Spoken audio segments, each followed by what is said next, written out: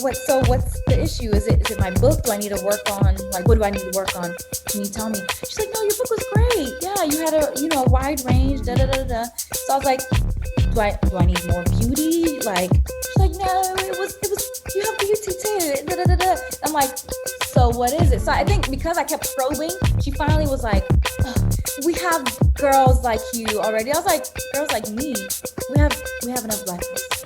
I said, you have enough black girls. So I kind of just was like, all right, but y'all don't have me. Welcome to the Friends in Beauty podcast, a safe space for ambitious beauty industry creatives to have real talk, get real answers, and practical tools to grow their businesses. My name is Tyra Robinson, and I'm a makeup artist, beauty educator, and the creator of Friends in Beauty. I created Friends in Beauty to support like-minded creatives just like you on their quest to connect, network, and build genuine relationships within the beauty community. Join me every week as me and my special guests reveal the keys to success and longevity in the beauty industry, and most importantly, have fun while doing it. You ready? Hey, what's up? It's your best friend in beauty, Tyra Robinson. Welcome back to another episode of the Friends in Beauty podcast. I am so happy to have you here with me, and I hope you're listening to this episode in high spirits and in good health. If you are a friend in beauty, I welcome you to join the Friends in Beauty Facebook community. If you're looking for a community of like-minded, ambitious friends in beauty to virtually connect with, network, and share resources, then click the link down below in the show description to join our community, and I'll be there to welcome you with open arms. Also, follow Friends in Beauty on all social media platforms at Friends in Beauty. What I like to do is something called the Friends in Beauty Friday feature, where every Friday I spotlight a different friend in beauty and their accomplishments. No matter how big or small you think it is, I want to shout you out and I want to send you some good vibes. So all you have to do is use the hashtag FIB Friday feature and tag Friends in Beauty on something that you have accomplished, and I'll share it with the community. Also, the Friends in Beauty podcast is available on several platforms. We're on Apple, Spotify, iHeartRadio, Stitcher, Google, YouTube, you name it. And whatever platform you are listening from, I just want to express gratitude and tell you thank you so much for tuning into the Friends in Beauty podcast. I really, really appreciate you.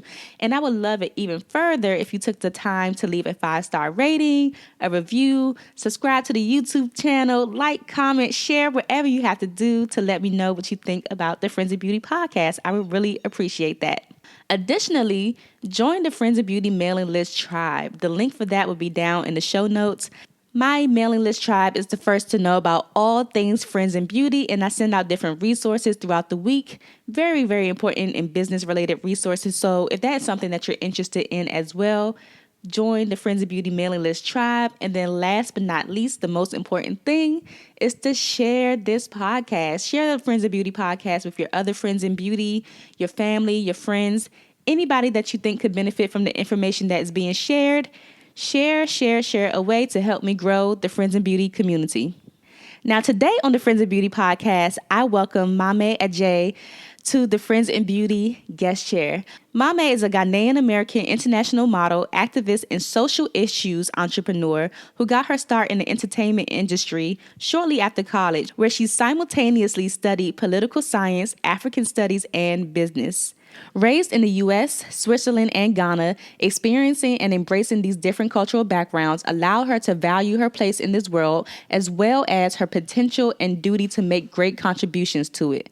Mamé most notably has starred in the 22nd cycle of Tyra Banks' hit show, America's Next Top Model, where she was the top female contender. She is also Miss Maryland USA 2015 and competed at Miss USA, where she placed amongst the top 5 in the nation. Mamé has since relocated to Los Angeles and is now a top model with Lips LA, gracing pages of magazines like VOGUE Portugal, Harpers Bazaar, Cosmopolitan, and appearing in ad campaigns on billboards and TV commercials for numerous brands. Inspired by her travels, Mamé developed an immense passion for service and social justice and hopes to use her growing platform and talents to continue to work on her philanthropic endeavors. Directed her own nonprofit organization aimed at empowering young women and youth through teaching tools for personal and professional development as well. With that aim, Mamé has recently begun an initiative called Victory Over Circumstance to provide a platform for women to connect, network, and heal through storytelling and sharing their stories of triumph. In this episode of the Friends of Beauty podcast, Mamé shares some tips on confidence and why she's so passionate about women empowerment. She also shares some stories of discrimination that she has experienced as a model and also dealing with unqualified beauty pros on set. She also shares the importance of speaking up for yourself and how she's empowering women via her new platform and community, Victory Over Circumstance, which gives them a space to share their story. So I don't want to hold you back any further. This was such an amazing interview. Let's go ahead and jump into this interview with Mamé Adjei. Enjoy. Welcome to the Friends in Beauty podcast, Mamé. Hi, thank you for having me. I really, really appreciate it. I am so excited. Thank you for agreeing to do this. I'm so excited to interview you. We were just saying before we started rolling, like we've been friends on Instagram and we corresponded like in the DMs and stuff like that, but we've never actually like talked before. So right. How crazy is that? Instagram is its own like world where you be knowing people, but I'm like, dang, we actually haven't met in person. Yes, soon, one day, because I plan on coming to LA one day. Moving or are you visiting? Just visiting for now. I've never been. Really? Oh my God. Okay, come. I think you would be so successful in LA. Yeah.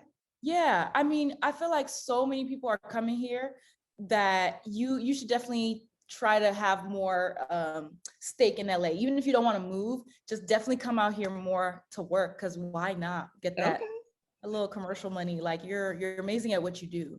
Thank you. I'm sure DC is popping as well, but I haven't been there so long, and I just feel like so many people are coming out here, and you would fare well. Thank you. I'm gonna check it out for sure. Yeah, definitely. Yes. Before we jump into the interview, I want to start off with some icebreaker questions that are kind of random, just so we could get to know you a little bit more outside of the world of beauty and fashion. So the first one is, just give us 3 random facts about you. 3 random facts. I love impersonating people, and like I'm a low-key comedian, so I can like do all types of voices. Do you want a demo? It's really embarrassing. Hey, do it. Okay. Shakira. I'm not the night and my hips don't lie. This is stuff I do for my boyfriend. He's like, who are you? Not the Mame Adjei that I signed up for. But anyway, so another random fact is what's another random fact? I love pole dancing. Mm-hmm. I love pole dancing. And another random fact, not so random, but I'm trilingual. So I speak French, English, and Tree, which is Ghanaian native language. Nice. I wish I knew how to speak Tree, because they be trying it, girl. They start talking to me. I'm like, I don't understand. Oh no. I mean, you are very Ghanaian, so come on home. Yes, ma'am. Second one, how do you stand out, and where does your confidence come from? Oh man, that is such a hard question now, because I feel like I've been through it with confidence and like self-talk and just trying to always make sure that I'm here. Mm-hmm. But as far as how do I keep my confidence? God, I just pray and recite my affirmations, and I pray that they would get recorded in me, subconsciously. And it's worked pretty well so far. I feel like before, without making it too long-winded, before I became an adult, like past 25, I was just moving in my spirit, just moving. And I didn't think. Mm-hmm. That's where the confidence came from. I didn't think too hard, not overthinking. That makes sense. Mm-hmm. So I'm going to pull a random one. I have this thing called pod decks that I got during the holiday time. So this one is a would you rather pod deck full of crazy questions. So this one says, would you rather have no eyebrows or an extra finger? No eyebrows. No eyebrows is a look. Extra finger, nah. You could do that. Yeah, no eyebrows. I could see that. You can turn it into a whole vibe. But Whoopi Goldberg, she set the trend. I'll do that. Yeah. What do people always tell you that you're good at? People always tell me I'm good at. These are good questions. Like you got to really reflect on these. People say I'm good at math, which is weird because I don't think I'm good at math. That's a good thing to be good at. You got to count the coins. You're right. Yes. If you could give your younger self one piece of advice, what would it be? Man, if I could give myself one piece of advice, it would be to stay the course. Stay the course. Don't look left and right and just face front, because your path is your path and no one can be you. You know, there's only one you. And the same God that put you here is the one that's going to continue to push you and sustain you. Right, right. And the last one, last icebreaker. If you weren't a model, humanitarian, activist, what could you see yourself doing? So before I got into modeling, I was on track to go to law school, and I secretly still would love to do that. But in reality, that law school part of becoming a lawyer that can save the world and all these things and working with the UN, I don't know if I love, but I think I would definitely be in that world, like saving the world in some way, somehow, outside of the arts. Nice. I love it. I love it. Thank you so much for sharing those things. I love the impersonation. You're the first person to do an impersonation. I have more. I love it. I love it. So let's go ahead and jump into Mame. Who is Mame when the world isn't watching? No glam, like in your moments of solitude. Who are you?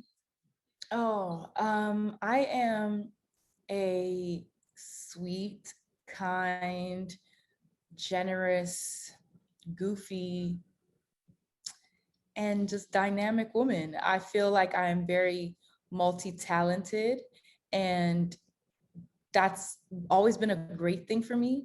But as I become older, I realize that it's like, it feels scary not to feel like you're a master of one. Although I feel like I'm a master of at least my modeling, but like when it comes to outside of that, it's like, whoa, if you're good at everything, what do you hone in on?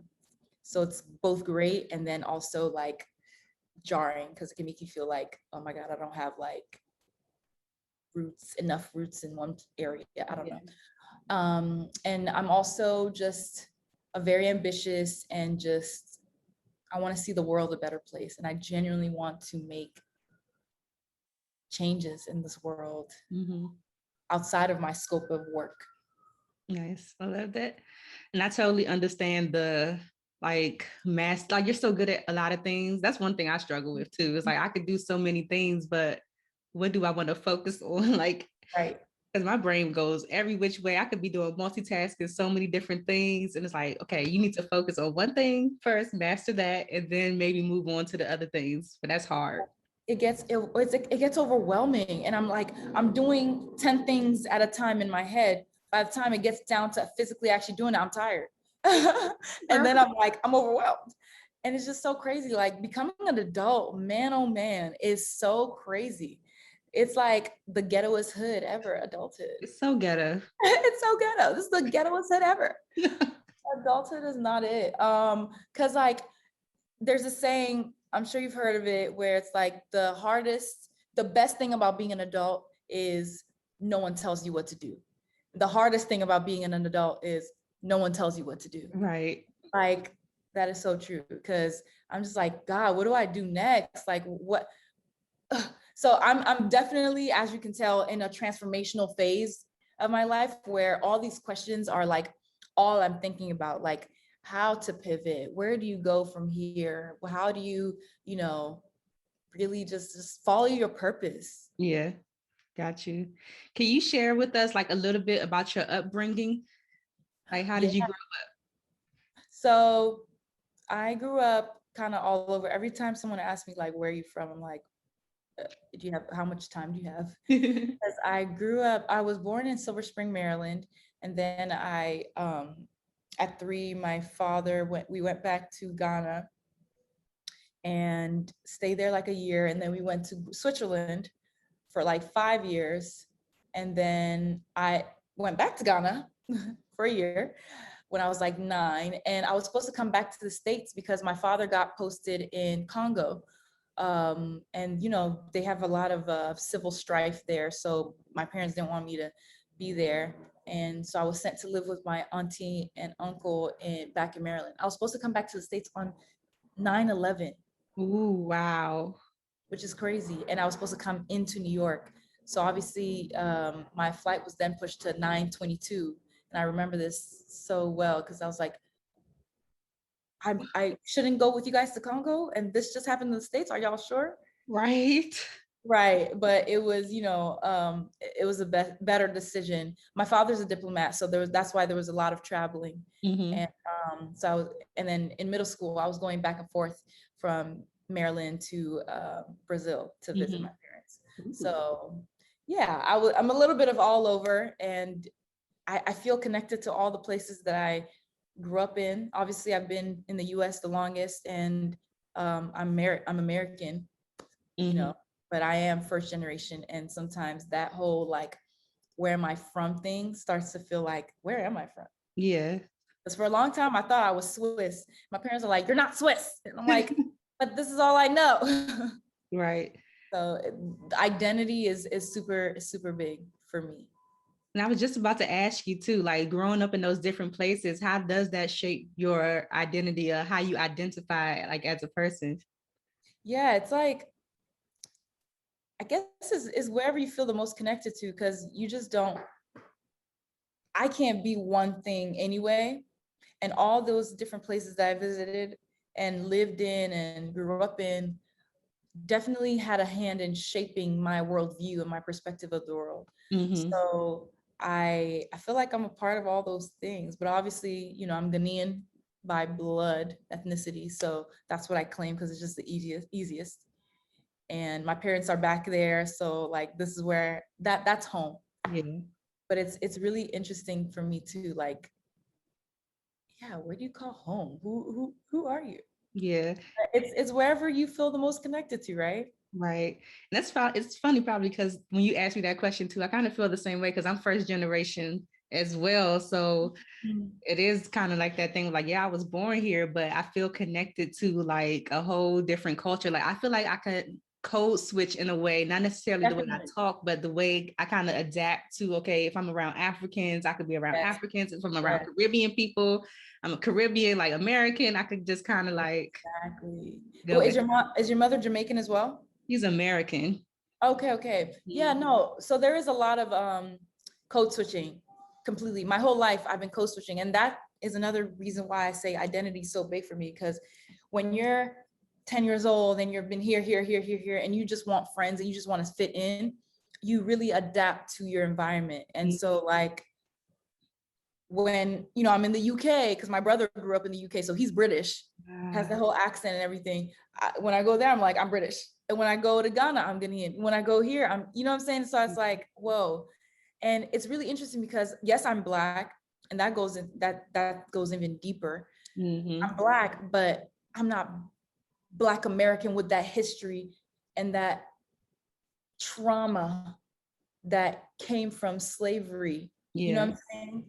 But I identify because those are my people. We are all one people. Mm-hmm. But if I find it interesting when my friend, for example, Black American, who is like, Mame, how could you say that? And how could you, you know, when we're having a discussion about Trump and all these different crazy things, and I have a point of view that differs from her, she's like, but how can you? And it's just like, yo, you have to remember, like, I'm not just from here. Yeah. So even though we're Black and we're together on that, there's so many different views and perspectives that we have because every diaspora has its own set of history, own set of experiences. Right. So true. Mm. Did you not challenges? How do I want to ask? Mm. So, is there any pressure from like your family or your parents with you being first generation, like maybe certain expectations that they have of you of being in America and everything? Like pressure, not so much pressure. Maybe when I first started, they definitely were like, okay, I love that you're, you know, you want to model and, you know, that seems fun and all, but when are you going to get a real job? Yeah. You go back to school. So I luckily didn't have the parents that didn't see importance in it, but they Mm. definitely kind of also were like, this has a cap on it. There's an expiration date. So what you gonna do? And it's like, relax, I'm fine.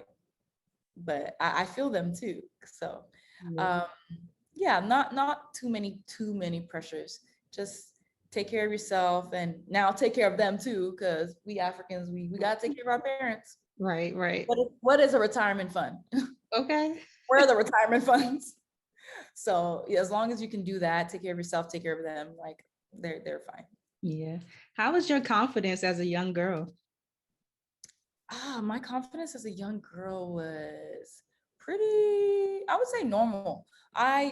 It's almost weird because I always had confidence because my parents kind of beat it in me to just like, there was no, I feel like America, I don't know what it is, but like America is so like self-esteem, golly. There was a point in middle school where I thought I had to not like something about me because it couldn't be normal that I didn't find anything wrong with me. And how crazy is that? Or you're maybe conceited or something, you think you all that. Yeah. Exactly. So I'm thinking, because everyone that I was around in middle school, high school, always would talk about like, oh my God, you have such nice legs. Oh my God, I hate this. I hate my tummy. I hate this. Everyone hated something. So I was like, okay. So I'm looking at myself in the mirror like, oh, I don't really not like anything. Okay, I don't like my calves. Okay, I don't like my calves. All right, cool. So I can fit in. And I was like, that was so stupid. That was so stupid. So thankfully, no, I didn't have, I had really good sense of self from a very young age. It's only now as an adult where I'm experiencing those weird little things. But I think that comes with age. Once your brain develops and you know more about the world. So all these insecurities and fears. But at a young age, I feel really bad that young girls would feel bad about themselves, especially now in this generation. So that's like one of my missions is always to like empower young girls to love themselves, because y'all don't have nothing to worry about. Yeah. And it's not till you get older, you realize like, this is so ridiculous. Like, you're literally perfect, for real. You are perfect. Yeah. And I could totally like identify with that, because mine is a little different. Like, growing up, I grew up in DC, but I went to all African centered private schools growing up until I went to high school. So literally growing up, I was around people who looked like me, who were proud of the skin that they were in, were proud of their natural hair. They're just in their natural form. So it wasn't until I got older that I was like, oh, I'm dark skinned. Like, oh, for real? Like, it wasn't really a thing. And if I was and I am dark skinned, but because I was dark skinned didn't mean I was ugly. Didn't mean that something was different. It was like embraced and everything. But growing up, it's like, oh my gosh, the older that I've gotten, I realized that a lot of people did not grow up with that sense of pride in themselves from a young age. And it's like a lot of work to kind of like redo the thinking and the way you see yourself a lot of times in this society. Girl, there's so much we've had to unlearn in order to learn fresh as an adult, which I find both beautiful and like exhausting. Because it's like the moment you feel like, oh, I know myself and I'm this and I'm that, I'm this woman, life will just slap you in the face and you're back and you're humbled again. Like, who do you think you are? Exactly. Who do you think you are? There's another lesson to learn. So I was telling my girlfriend the other day, like, I'll take it as a compliment from the universe and God from now on. You know, clearly we're mastering our lessons. So there's going to be more slaps by life, and it's okay, but it's how we decide to handle it that will set us apart from the next person. And I think in my career, and just life in general, that's definitely probably what has helped me so much. Keep a like facing front, like I said, is just how I look at things. Right. So Mame, like, when did you know that you wanted to model? Like, how did this even come about? You're traveling all over the world, living different places. When did you discover like, okay, this might be a thing? So I felt like I had a late start in modeling, which is crazy. like professionally, because I waited till after college to really like dive into it. Because after college, before I go there, my first modeling experience was when I was like 6 years old in Switzerland. The the Catholic priest, the father, asked my parents if I wanted to model, and I was like, yeah. And they're like, sure. For like, I think it was like the brochure of the church. Oh, cute. And yeah, so they took photos of me and I loved it. And my photos were in the church for like a few years after that. And that was like my first little thing where I was like, hmm. And then everyone always would say like, you're so beautiful. Oh my gosh, you should model. So everyone was always telling me, you need a model, you need a model, you need a... So it was always in my head that, okay, I guess I need a model. And finally, high school, college, I was always doing it for fun, but not taking it seriously because I didn't know it was an actual like viable career choice. Mm-hmm. I wanted to be like my dad. I wanted to go to law school. I wanted to do all those things and like, you know, like I said, work for the UN and all these things.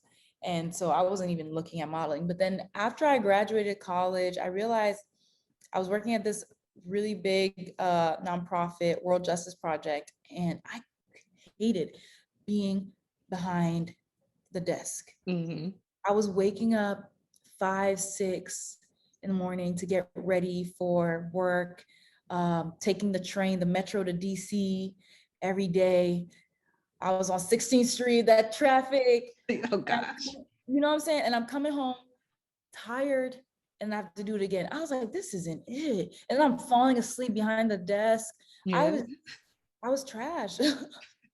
I was I was not doing this job service, and I love the work that we were doing. But I hated the fact that I was behind the desk. I'm like, I want to be on the ground with the people that were helping, not behind the desk. Yeah. So that's when I was like, let me do the Miss Maryland pageant, and I won on my first try. And after that, I just was like, I need to focus on modeling now, because it's now or never. I'm 23.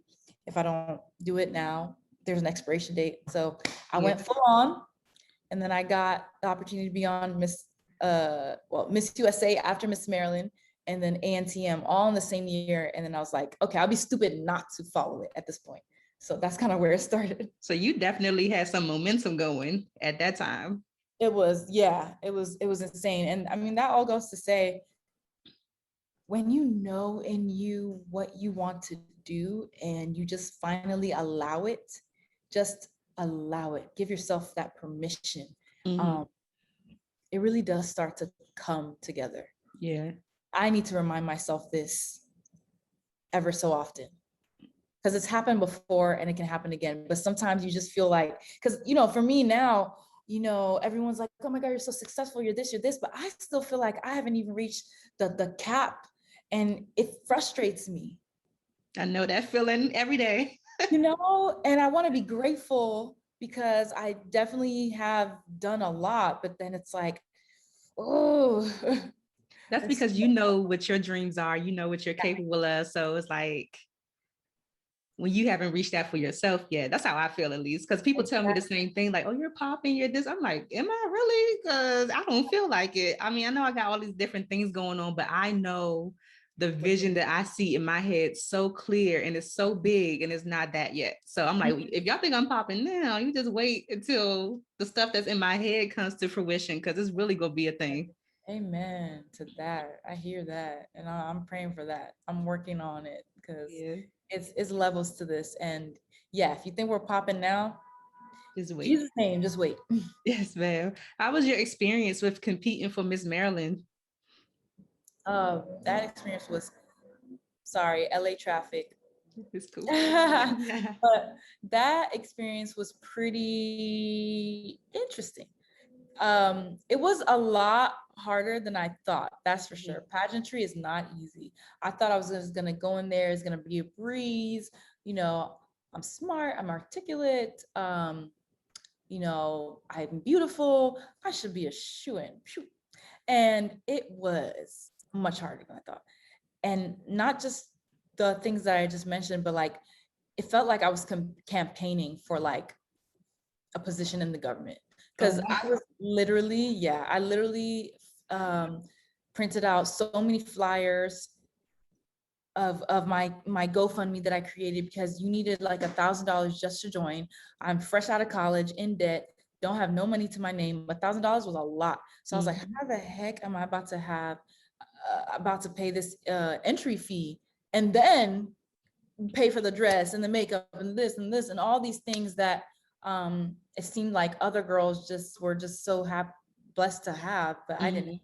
My mom and dad weren't in the country, so I was like, what do I do? So I feel like the pageant experience for those women that take it seriously can teach you a lot. It taught me a lot about like how to really like advocate for myself, solicit for myself, really like campaign, like, hey, I'm coming here, these are my goals for this, and how can you help me, and I want to help you do this. Like just learning how to talk to people and network taught me how to network. So the whole experience, I'm grateful that I did it, because it definitely turned out to be more of a challenge than I expected. But it was a welcome challenge that thank God I did well. Yeah. Do you think that pageant world kind of prepared you for America's Next Top Model, that competition scene? I think so. I definitely think so.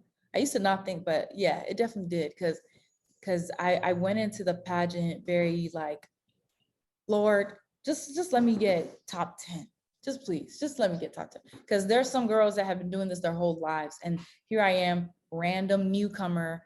And it's like when you've been in the circuit for a while, people know who you are. So people have their bets on certain girls that are meant to like win a certain years. And so it really is a gamble and a sport. And so here's this random girl. Okay, she's beautiful, but okay. And I'm just like, okay, I'm just so green. And I remember even making a joke to the judges about once having diarrhea in high school, and they cracked up. And I was like, oh my God, maybe I wasn't supposed to say that, because I was just too real. I was very real. And I think for them it was refreshing. So I was like, all right, if that's what got me to win, just being myself and being real and not trying to be this perfect, amazing girl that all these girls were, then it will work for me in ANTM. So I kept that same energy, and thank God saw me through. And I also got very far. I was the first, the top female contender. So I was the top girl, and because my season was with guys and boys, and ended up giving it to a boy, but I remember. it's still a victory because I beat out all the girls. Going back to pageantry really quick, because I do want to talk about top model, but we do have a question from one of our friends in beauty, Amanda, and she asked if you have any advice for a Black girl entering her first pageant. Sorry, my puppy, oh my God. She's so annoying. She won't give me my flip-flops back.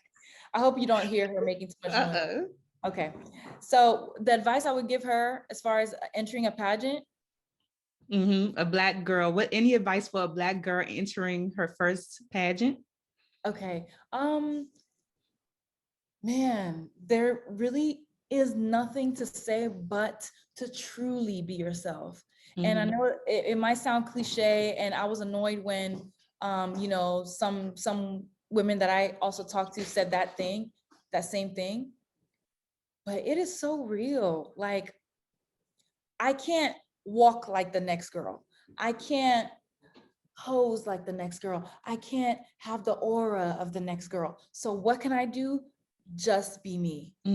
So yes, train. Yes, get better. I would say train. Definitely work on your stature, your posture, your presence overall. And after training, at the end of the day, don't look at these other girls and how they're doing. Don't get there the day of and see, oh girl, do a spin, so now you have to do a spin. That spin worked for her. It might not work for you. The same way, that little look over the shoulder might work for you. It might not work for her. Like, make your own, create your own signature style and stick to it and be that and be the best at it. But don't ever try to be like, oh girl and oh girl and oh girl, because it's not gonna work. Yes, I love that advice. And it always sounds so cliche when people just say, be yourself. Because I feel like a lot of people feel like being themselves isn't enough. Like being themselves has gotten them overlooked or, shorthanded and stuff like that. So they always try to be other people. But it really is true. Just be yourself. Somebody's going to like it one day. Amen. Someone's going to like it. Trust and believe. And the thing is, get trained on the things that you want to be better at for sure. But at the end of the day, be yourself. Like, don't try to be like no one else. So it's real. Nice. Well, like many other people, I was introduced to you by Top Model. I remember seeing you on Top Model, the boy and the girl seasons and everything. But overall, like, what do you feel like you took from that experience? I would say that I took from that the knowledge of the industry and how it works. It kind of like opened my eyes and like took away my innocence about this industry. It really like, it made me grow up. It made me really look at things plainly and not look at it as some glamorous, beautiful, like, oh my God, I can't wait. It was like, oh wow, this is how people move. This is TV. Oh, this is how celebrities are. Oh, okay. Adjust. Yeah. So that's my main takeaway from it. It smacked me in the face. What was it like though, like having that part of your life documented in that way, like being on TV? Yeah, that part of it was really interesting. It was weird, definitely being followed. And I mean, they literally had us locked away in the house, which funny enough, I think Chris Brown bought it right after. So I'm like, and I've been there afterward. Like, I was like, do you know, I used to live here? He's like, what? But that's a fun fact. So anyway, but like we were literally locked in the house. We couldn't go anywhere. How long is that period? It was like 3 months. Oh, wow. We were locked in the house, couldn't go anywhere. And anytime we traveled to a set, we were in these vans that were like closed off. And I had been to LA one time before that. So imagine just being in this weird place. You don't know anywhere you're going ever. And then you just get plopped outside and they're like, now you're gonna scale the mountain, the freaking building and do this. I'm like, what the hell? And like they really contain you in this bubble to keep your head in the game, so much so that like I didn't even know like Caitlyn Jenner was turning into a woman. Well, Bruce Jenner was turning into a Caitlyn. Yeah. Like came out. Like there was so much happening that we didn't know for 3 months. We didn't watch TV, no news, no outside contact.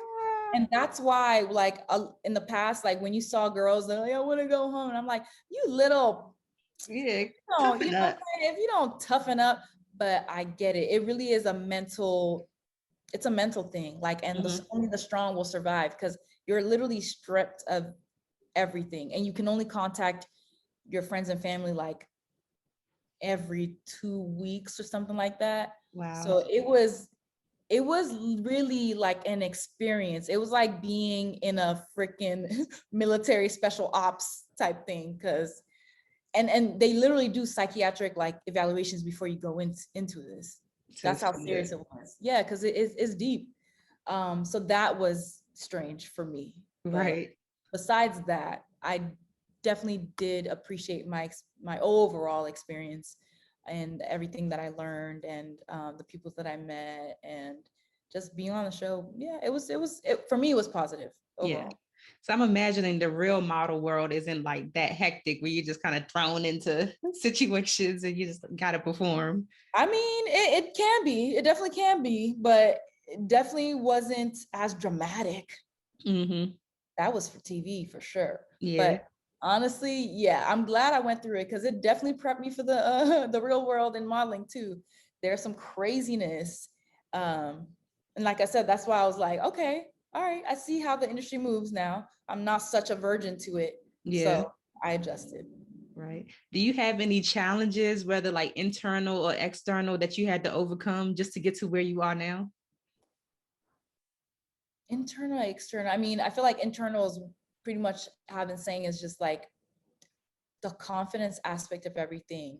Um, being constantly told no, no, no, no, you're too this for that, you're too old for this, you're too dark for this, you're too light for this, you're too this, and it's just like, like, what am I good for then? You know what I mean? Yeah. And here you are, I had a great sense of self and confidence going in, and here I am doubting myself after years in the industry. I'm now having doubts about myself, and I'm like, this ain't it. But the industry will do that to you, especially when you're in front of the camera as the model or the actress, where you're literally making your living off of your body, your looks. It's even harder not to get not to have your confidence falter. Yeah. So I really commend models, actresses, and people that perform in front of the screen, because as hard as it is for everyone in this industry, it's that much harder when you're basing it off of how you're looking versus, like my talent. Right. Sometimes, or who's doing who, or who knows who, Yeah. Politics is crazy. That's crazy. So that definitely is the internal and external battle that you're constantly having to like deal between, pursuing your goals. Nice. So life, man. So I know you've been like a huge activist, and like when it comes to like openly sharing your experiences in the beauty and fashion industry, when it comes to like lack of inclusion, discrimination, and everything like that. Do you have an experience that you could share with us, friends in beauty, of a time maybe like you were discriminated against or gaslighted, or just something just did not go right and you had to like stand up for yourself? And how did you handle it? So, I mean, there are too many, but I'll pick two. First one was trying to find an agency in London, and I went to one big agency there, and they were like, they unanimous you the how it goes is, you have to be unanimously liked by all of them, and then they'll kind of have a decision as to whether they want to take you or not. So they all unanimously wanted me, but then they still didn't like all vote to like take me on as a client, or represent me rather. So I was like, what's the issue? Is it my book? Do I need to work on, like, what do I need to work on? Can you tell me? She's like, no, your book was great. Yeah, you had a wide range, da da da da. So I was like, do I need more beauty? Like, she's like, no, it was you have beauty too. Da da da da. I'm like, so what is it? So I think because I kept probing, she finally was like, oh, we have girls like you already. I was like, girls like me? We have enough Black girls. I said, you have enough Black girls? So I kind of just was like, all right, but y'all don't have me. Right. You ain't got this Black girl. You ain't got this Black girl. And I go on to their their board and see that they literally had one dark skinned girl and one mixed race looking girl with curly hair. Mm-hmm. I was like, that's your Black girls? So, and they didn't even have a brown skin tone like me. Like, yeah. And so I think that's the problem with the industry, is like they're fetishizing Black women. And what's hot at the time was having a dark-skinned Black model, like Sudanese dark. Mm-hmm. So every agency almost like had a dark skin. Like as soon as I feel like Ducky and like a Dudes, Akesh, and like I remember back in the day, Ajak Dang and a couple others, Alec Wang. Yeah. Alec Wang, sorry. They like kind of set the tone. So like it was like that wave passed, and now there was a new wave with the newer dark-skinned girls. So it was like all the agencies were rushing to have one, mm-hmm. at least. And then obviously the mixed race with the curly hair, that's always a thing because it's black, but not black too black, Right. but light enough. So they always have those. So I was like, but then where are the brown girls? Where do I fall? Am I just regular? I'm too regular for you? Like, where do we get represented? Right, apparently. So I'm just like, so that's it? That's your black girl? That's it? You're not, I'm not even represented on this board. So I felt obviously some type of way because they would never dare say, oh, we have too many blondes. Oh, we have too many brunettes. Yeah, we reached our quota with the white girls, so we're not taking any more. Right. Never, I don't think has ever, and please, anybody listen to this, hit me up if you ever heard that. We have enough brunettes. So why do you think it's okay to ever tell a black woman we have enough black girls? So that pinched me. And that's one of the reasons why I was like, I'm not letting that fly anymore. Like I can't be tokenized in that way. Mm-hmm. So, and then another instance when it comes to beauty specifically, I went to South Africa and I had a 5-day campaign shoot. I'm in South Africa, so I'm thinking, oh, okay, like we're in Africa. They should know how to do my face. They did not. Because they're always so focused on the lighter skin models that they don't even bother really to learn about darker skin tones. Right. Which I shouldn't have been surprised, but I was. So I'm like, y'all, we're literally in Africa. And so I ended up doing my own makeup for the 5 days that I was there. And the makeup artist was just sitting in my face like, oh, you want to put a little more blush here? And I'm like, girl. And then everybody's like, oh my God, her face is so beautiful. Wow. Giving her credit. I was like, so then do you get paid for being the makeup artist too? Like, listen, and that's my mission now. Cause I'm just like, I'm not doing this anymore. Thank God this was in 2017 or 2018, not that long ago. So it's like, I can't stand for this anymore. It's 2021. I'll be damned if I go on set anymore. And now, thankfully, there are, brands that have a wider range. So at least we have the colors. yeah, just put on my face. It's the skill that comes with it too. But it's the skill that comes with it. So that's the thing. Yes, now we have a wider range, but if you don't got the skills, I still look crazy.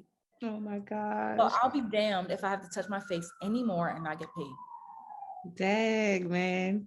So what happens to those people like that speak out against or just speak up for the things that are happening? Like, do they get blackballed? Do they just I think for a long time, I think either Ajak Deng or Alec Weck, one of them had a recent situation where they were kind of blackballing her for speaking out. And I'm like, but why? Like, she's speaking her truth. Y'all didn't want her to say anything. Y'all shouldn't have done that. Right. Either. So yeah, there is an element of fear when it comes to being vocal about the issues, especially 10 years ago. Mm-hmm. But I'm just not in the business of keeping my mouth shut if I'm not happy. Yeah. So I'm going to speak on it because I really do feel a sense of responsibility to make things better for the people that are coming after me. Mm-hmm. So I really hope that if I can just affect some kind of change, anything, I'll be happy. And I think so far with the work that I've been doing and just speaking out and being vocal about it has allowed for even my friends who are models to speak out to their agents, where now they feel a better, they have a better connection with their agents, and now they're able to be honest with them about their experience, and their agents are actually trying to do something about it now. That's good. That's also because of everything that happened last year. The tone of the industry has changed just a little bit. Yeah. Our industry is so toxic in so many ways, especially on the modeling side, but things are slowly getting better. Yeah. Slow. That's good. I love everything you've been doing with the Black beauty roster and everything. I had a chance to kind of peek into your panel that you did during the summit and everything. It was really good.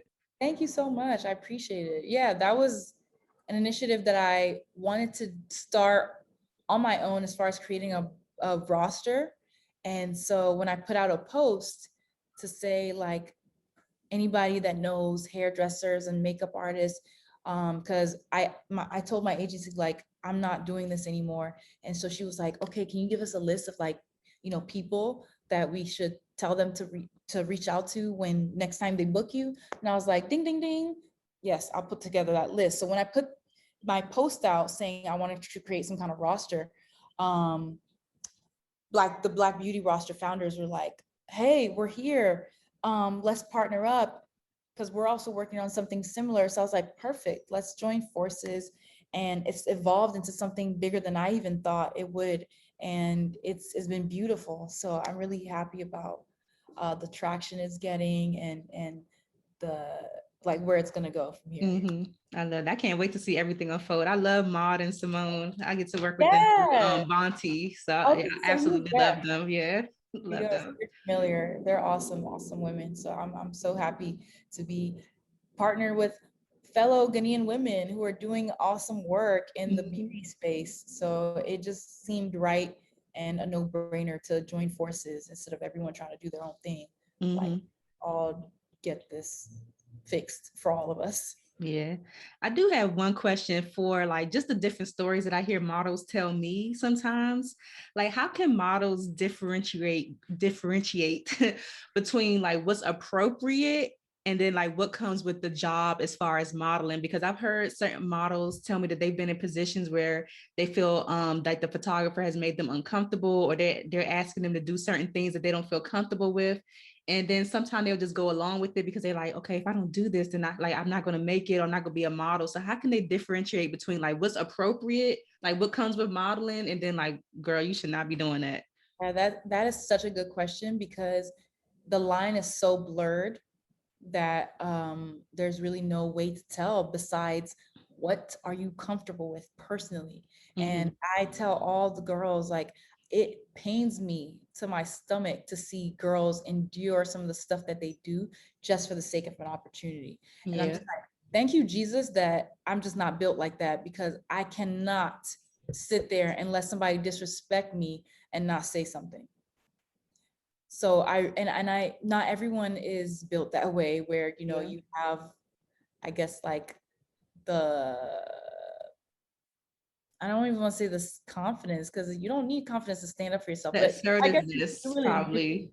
Yeah, the assertiveness. But I Yeah. guess you really do. You need to have enough confidence in yourself to say, I'm going to stand up for myself. And that's love for yourself. Like, I would hope that you have enough love for yourself to stand up for yourself if you feel uncomfortable, because nobody deserves to take advantage of you in any way, ever. If you need to be out by 5 and these people have you on set till 9, sis, I'm gonna need you to say something, Yeah. because I'm very nice. Like, I'm too nice. But then that's why I had to learn to finally say something and speak up, because then you're only doing yourself a disservice. And then when it comes to like young girls, especially feeling uncomfortable with like photographers making them do different weird things, and it's just like, don't go to set with alone. If you don't know a photographer, especially if he's a man or a woman, that you don't know, I would advise to go with somebody. And if they say no, like, we don't want, it's a closed set, say, just be adamant on the fact that you insist that someone comes with you because you would be more comfortable. Plain and clear. And with the state of the world, they shouldn't have a problem. Right. I would hope not. I feel like, again, 10 years ago, it would have been a different like issue. It would have been, all right, fine, we'll get somebody else.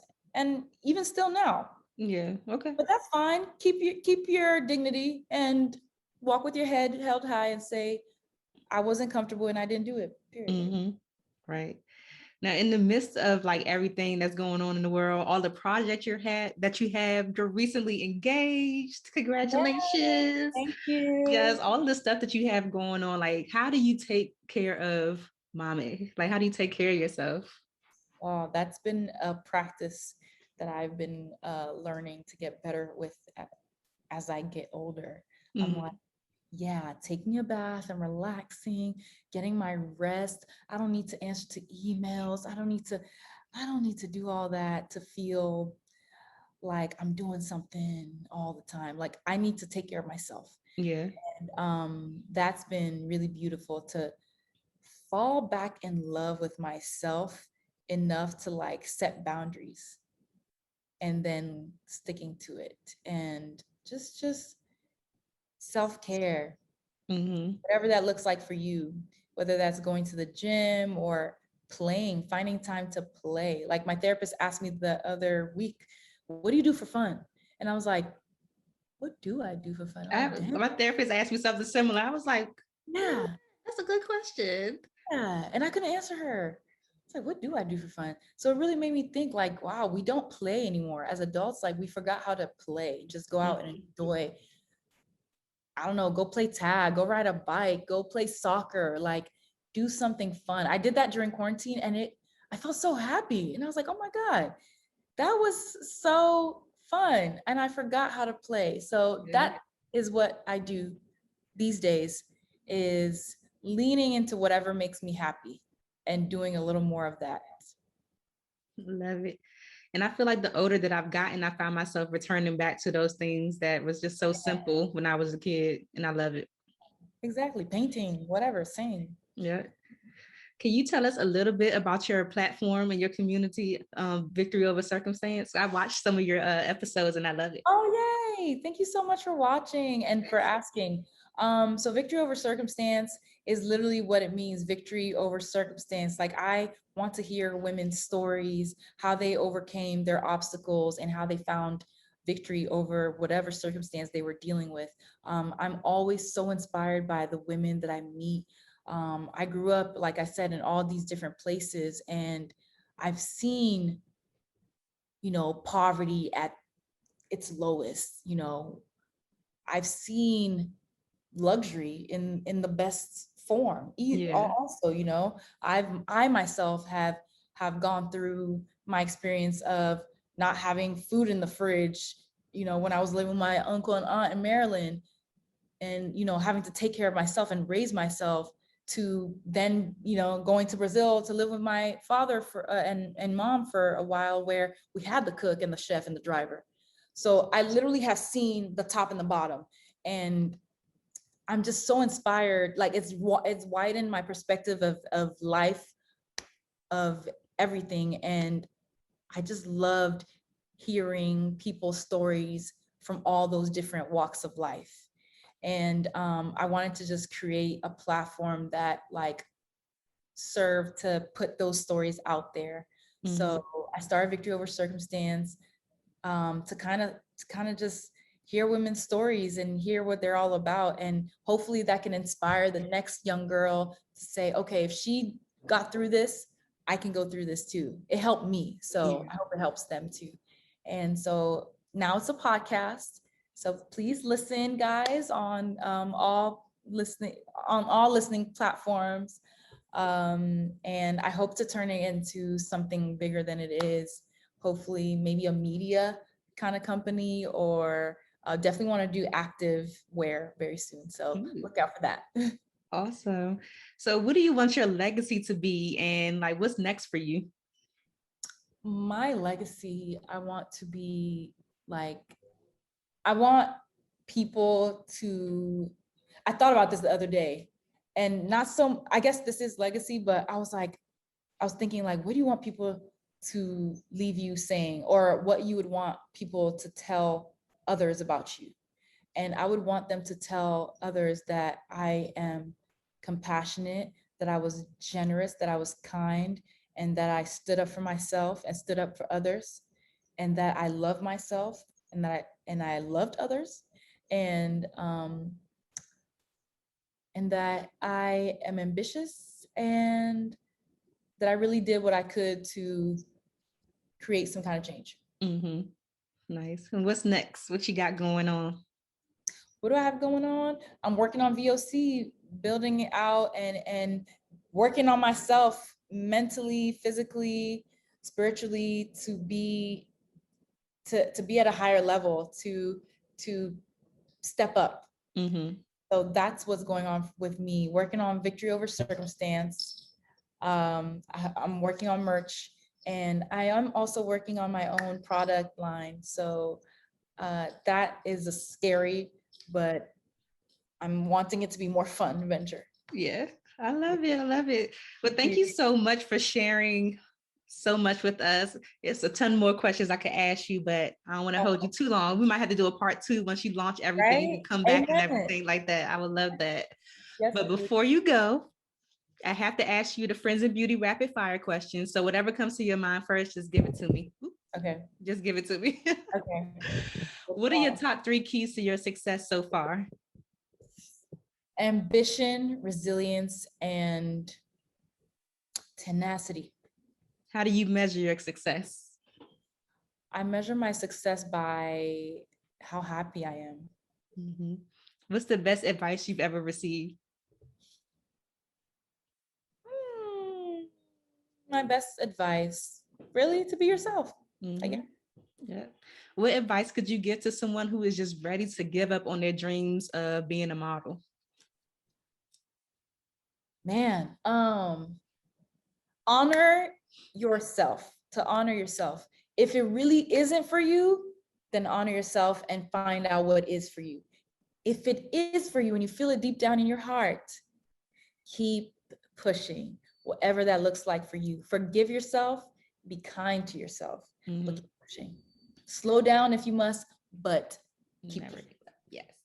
What's a resource that has helped you in your business somehow that you can share with the Friends in Beauty community? Resource? Ooh, that's a good one. I don't know. Therapy. Okay. Yes. For real. This is the last one. I want you to fill in the blank and say, my name is blank, and the key to longevity and success is like whatever you think it is. My name is Mamé Adjei, and the key to longevity and success is being yourself and being ambitious. Ooh, I love it. Share all your social media info where you want people to find you and all of that good stuff. So please follow and find me on Instagram at Mamé Adjei. That's MAME ADJEI. And please follow Victory Over Circumstance, which is Victory Over Circumstance, on Twitter and on IG.